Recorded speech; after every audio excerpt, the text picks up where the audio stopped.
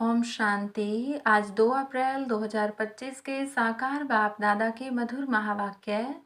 बाबा ने कहा, मीठे बच्चे, इस पुरानी पतित दुनिया से तुम्हारा बेहद का वैराग्य चाहिए, क्योंकि तुम्हें पावन बनना है। तुम्हारी चढ़ती कला से सबका भला होता है। प्रश्न कहा जाता है, आत्मा अपना ही शत्रु अपना ही मित्र है, सच्ची मित्रता क्या है? उत्तर, एक बाप की श्रीमत पर सदा चलते रहना, यही सच्ची मित्रता है। सच्ची मित्रता है एक बाप को याद कर पावन बनना और बाप से पूरा भरोसा लेना।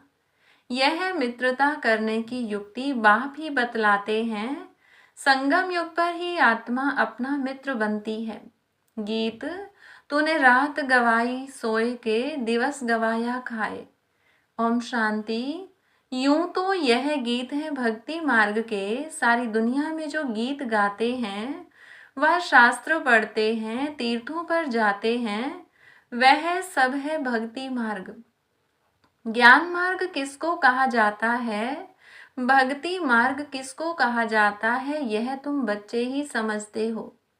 वेद शास्त्र उपनिषद आदि यह सब हैं भक्ति के। आधा कल्प भक्ति चलती है और आधा कल्प फिर ज्ञान की प्रारब्ध चलती है। भक्ति करते करते उतरना ही है। 84 पुनर्जन्म लेते नीचे उतरते हैं। फिर एक जन्म में तुम्हारी चढ़ती कला होती है। इसको कहा जाता है ज्ञान मार्ग। ज्ञान के लिए गाया हुआ है 1 सेकंड में जीवन मुक्ति। रावण राज्य जो द्वापर से चला आता है, वह खत्म हो, फिर राम राज्य स्थापन होता है। ड्रामा में जब तुम्हारे 84 जन्म पूरे होते हैं, तब चढ़ती कला से सबका भला होता है। यह अक्षर कहाँ न कहाँ किसी शास्त्रों में है। चढ़ती कला सर्व का भला, सर्व की सद्गति करने वाला तो एक बाप ही है ना। सन्यासी उदासी तो अनेक प्रकार के हैं, बहुत मत मतांतर हैं। जैसे शास्त्रों में लिखा है कल्प की आयु लाखों वर्ष, अब शंकराचार्य की मत निकली 10,000 वर्ष। कितना फर्क हो जाता है। कोई फिर कहेगा इतने हजार। कलयुग में है अनेक मनुष्य, अनेक मतें, अनेक धर्म। सतयुग में होती ही है एक मत।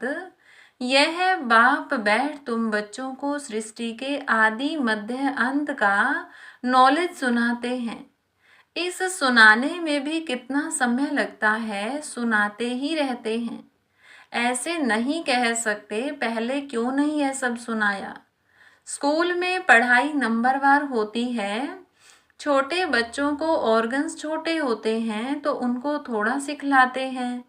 फिर जैसे जैसे ऑर्गन्स बड़े होते जाएंगे, बुद्धि का ताला खुलता जाएगा, पढ़ाई धारण करते जाएंगे।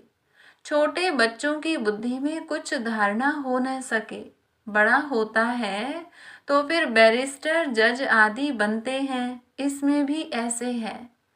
कोई की बुद्धि में धारणा अच्छी होती है। बाप कहते हैं, मैं आया हूँ पतित से पावन बनाने, तो अब पतित दुनिया से वैराग्य होना चाहिए। आत्मा पावन बने तो फिर पतित दुनिया में रह न सके। पतित दुनिया में आत्मा भी पतित है, मनुष्य भी पतित हैं। पावन दुनिया में मनुष्य भी पावन, पतित दुनिया में मनुष्य भी पतित रहते हैं। यह है ही रावण राज्य। यथा राजा रानी तथा प्रजा, यह सारा ज्ञान है बुद्धि से समझने का। इस समय सभी की बाप से है विपरीत बुद्धि। तुम बच्चे तो बाप को याद करते हो। अंदर में बाप के लिए प्यार है, आत्मा में बाप के लिए प्यार है, रिगार्ड है, क्योंकि बाप को जानते हैं।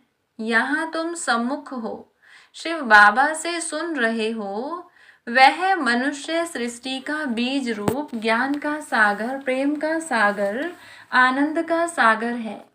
गीता ज्ञानदाता परमपिता त्रिमूर्ति शिव परमात्मा वाच। त्रिमूर्ति अक्षर जरूर डालना है, क्योंकि त्रिमूर्ति का तो गायन है ना। ब्रह्मा द्वारा स्थापना तो जरूर ब्रह्मा द्वारा ही ज्ञान सुनाएंगे। श्री कृष्ण तो ऐसे नहीं कहेंगे कि शिव भगवान उवाच। प्रेरणा से तो कुछ होता नहीं, न उनमें शिव बाबा की प्रवेशता हो सकती है। शिव बाबा तो पराये देश में आते हैं। सतयुग तो श्री कृष्ण का देश है ना, तो दोनों की महिमा अलग अलग है। मुख्य बात ही यह है, सतयुग में गीता तो कोई पढ़ते नहीं, भक्ति मार्ग में तो जन्म जन्मांतर पढ़ते हैं, ज्ञान मार्ग में तो वह हो न सके। भक्ति मार्ग में ज्ञान की बातें होती नहीं, अभी रचता बाप ही रचना के आदि मध्य अंत का ज्ञान देते हैं। मनुष्य तो रचता हो न सके, मनुष्य कह न सके कि मैं रचता हूँ। बाप खुद कहते हैं मैं मनुष्य सृष्टि का बीज रूप हूँ। मैं ज्ञान का सागर, प्रेम का सागर, सर्व का सद्गति दाता हूँ। श्री कृष्ण की महिमा ही अलग है, तो यह पूरा कंट्रास्ट लिखना चाहिए। जो मनुष्य पढ़ने से झट समझ जाएं कि गीता का ज्ञान दाता श्री कृष्ण नहीं है, इस बात को स्वीकार किया तो यह तुमने जीत पहनी। मनुष्य श्री कृष्ण के पिछाड़ी कितना हैरान होते हैं। जैसे शिव के भक्त शिव पर गला काट देने को तैयार हो जाते हैं, बस हमको शिव के पास जाना है, वैसे यह समझते हैं श्री कृष्ण के पास जाना है। परंतु श्री कृष्ण के पास जा न सके, श्री कृष्ण के पास बलि चढ़ने की बात नहीं होती है। देवियों पर बलि चढ़ते हैं, देवताओं पर कभी कोई बलि नहीं चढ़ेंगे। तुम देवियां हो ना, तुम शिव बाबा के बने हो, तो शिव बाबा पर भी बलि चढ़ते हैं। शास्त्रों में हिंसक बातें लिख दी हैं, तुम तो शिव बाबा के बच्चे हो, तन मन धन बलि चढ़ाते हो और कोई बात नहीं, इसलिए शिव और देवियों पर बलि चढ़ाते हैं। अब गवर्नमेंट ने शिव काशी पर बलि चढ़ाना बंद कर दिया है, अभी वह तलवार ही नहीं है। भक्ति मार्ग में जो आपघात करते हैं, यह भी जैसे अपने साथ शत्रुता करने का उपाय है। मित्रता करने का एक ही उपाय है जो बाप बतलाते हैं, पावन बनकर बाप से पूरा वर्षा लो, एक बाप की श्रीमत पर चलते रहो, यही मित्रता है। कहते हैं जीवात्मा अपना ही शत्रु है, फिर बाप आकर ज्ञान देते हैं तो जीवात्मा अपना मित्र बनती है।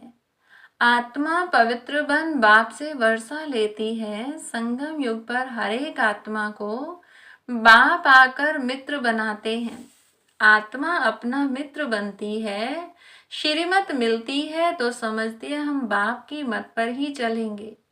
अपनी मत पर आधा कल्प चले, अब श्रीमत पर सदगति को पाना है, इसमें अपनी मत चल न सके।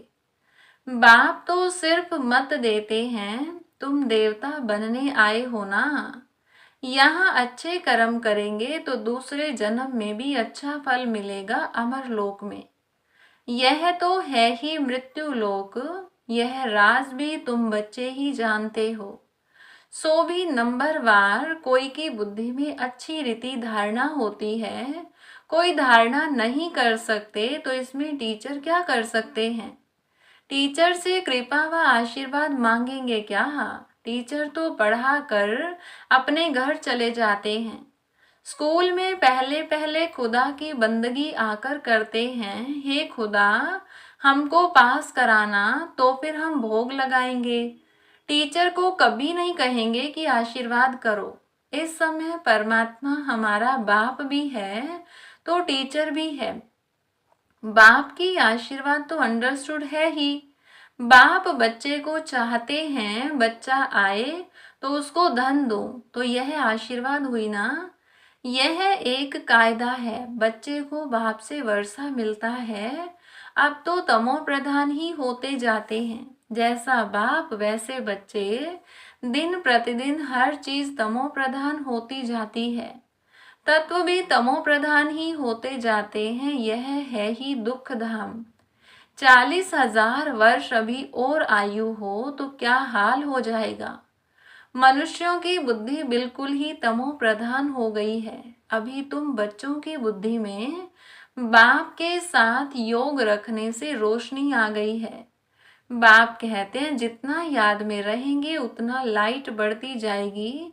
याद से आत्मा पवित्र बनती है, लाइट बढ़ती जाती है।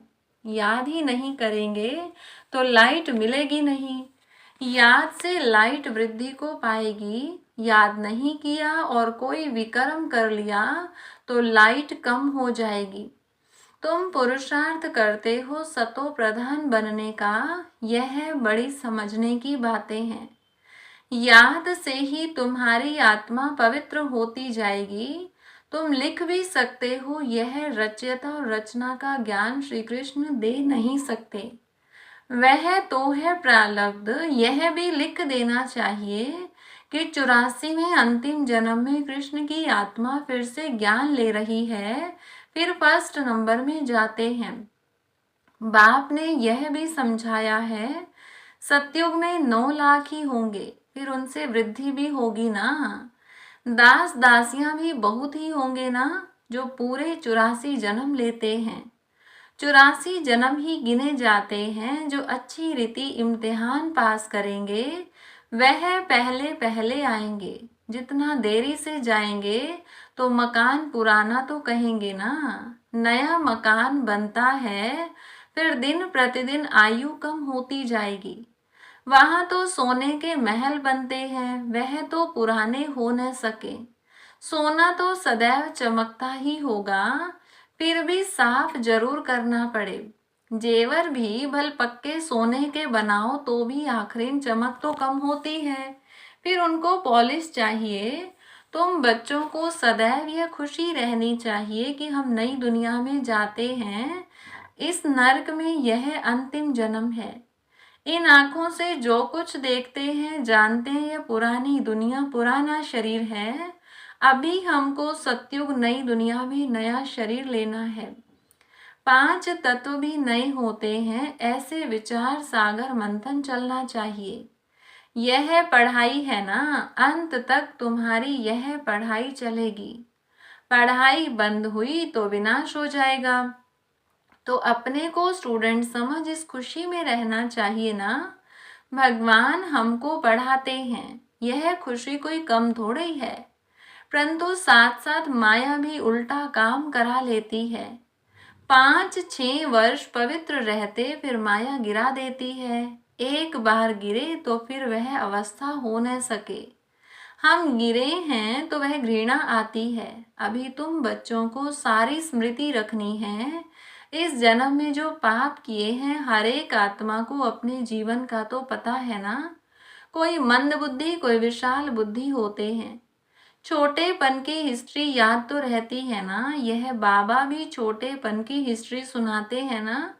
बाबा को वह मकान आदि भी याद है, परंतु अभी तो वहां भी सब नए मकान बन गए होंगे। 6 वर्ष से लेकर अपनी जीवन कहानी याद रहती है। अगर भूल गया तो डल बुद्धि कहेंगे। बाप कहते हैं अपनी जीवन कहानी लिखो। लाइफ की बात है ना, मालूम पड़ता है लाइफ में कितने चमत्कार थे। गांधी, नेहरू आदि के कितने बड़े बड़े वॉल्यूम बनाते हैं। लाइफ तो वास्तव में तुम्हारी बहुत वैल्यूबल है। वंडरफुल लाइफ यह है मोस्ट वैल्यूबल, अमूल्य जीवन। इनका मूल्य कथन नहीं किया जा सकता। इस समय तुम ही सर्विस करते हो, यह लक्ष्मी नारायण कुछ भी सर्विस नहीं करते। तुम्हारी लाइफ बहुत वैल्यूबल है, जबकि औरों का भी ऐसा जीवन बनाने की सर्विस करते हो। जो अच्छी सर्विस करते हैं वह गायन लायक होते हैं। वैष्णव देवी का भी मंदिर है ना। अभी तुम सच्चे सच्चे वैष्णव बनते हो। वैष्णव माना जो पवित्र हैं। अभी तुम्हारा खान पान भी वैष्णव है। पहले नंबर के विकार में तो तुम वैष्णव हो ही। जगत अम्बा के यह सब बच्चे ब्रह्मा कुमार कुमारियां हैं ना। ब्रह्मा और सरस्वती बाकी बच्चे हैं उनकी संतान। नंबरवार देवियां भी हैं जिनकी पूजा होती है। बाकी इतनी भुजाएं आदि दी हैं वह सब हैं फालतू। तुम बहुतों को आप समान बनाते हो तो भुजाएं दे दी हैं। ब्रह्मा को भी 100 भुजा वाला 1000 भुजा वाला दिखाते हैं। यह सब भक्ति मार्ग की बातें हैं। तुमको फिर बाप कहते हैं दैवी गुण भी धारण करने हैं। किसको भी दुख न दो, किसको उल्टा सुल्टा रास्ता बताए सत्यानाश न करो। एक ही मुख्य बात समझानी चाहिए कि बाप और वर्षे को याद करो। अच्छा, मीठे मीठे सिकिलधे बच्चों प्रति माता पिता बाप दादा का याद प्यार और गुड मॉर्निंग। रूहानी बाप की रूहानी बच्चों को नमस्ते। रूहानी बच्चों की रूहानी बाप दादा को नमस्ते। धारणा के लिए मुख्य सार। पहली पॉइंट, गायन व पूजन योग्य बनने के लिए पक्का वैष्णव बनना है। खान पान की शुद्धि के साथ साथ पवित्र रहना है। इस वैल्यूबल जीवन में सर्विस कर बहुतों का जीवन श्रेष्ठ बनाना है। दूसरी पॉइंट, बाप के साथ ऐसा योग रखना है जो आत्मा की लाइट बढ़ती जाए। कोई भी विकर्म कर लाइट कम नहीं करना है, अपने साथ मित्रता करनी है। वरदान, स्वस्थिति की सीट पर स्थित रहे, परिस्थितियों पर विजय प्राप्त करने वाले मास्टर रचता भव। कोई भी परिस्थिति प्रकृति द्वारा आती है, इसलिए परिस्थिति रचना है और स्वस्थिति वाला रचयता है। मास्टर रचता व मास्टर सर्वशक्तिमान कभी हार खा नहीं सकते, असंभव है।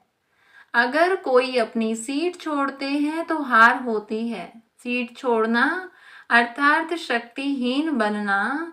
सीट के आधार पर शक्तियां स्वतः आती हैं। जो सीट से नीचे आ जाते उन्हें माया की धूल लग जाती है। बाप दादा के लाडले मर्जीवा जन्मधारी ब्राह्मण कभी देह अभिमान की मिट्टी में खेल नहीं सकते। स्लोगन, दृढ़ता कड़े संस्कारों को भी मोम की तरह पिघला देती है। अव्यक्त इशाराज का, जैसे ज्ञान स्वरूप हो ऐसे स्नेह स्वरूप बनो। ज्ञान और स्नेह दोनों कंबाइंड हो, क्योंकि ज्ञान बीज है, पानी स्नेह है। अगर बीज को पानी नहीं मिलेगा तो फल नहीं देगा। ज्ञान के साथ दिल का स्नेह है तो प्राप्ति का फल मिलेगा। अच्छा, ओम शांति।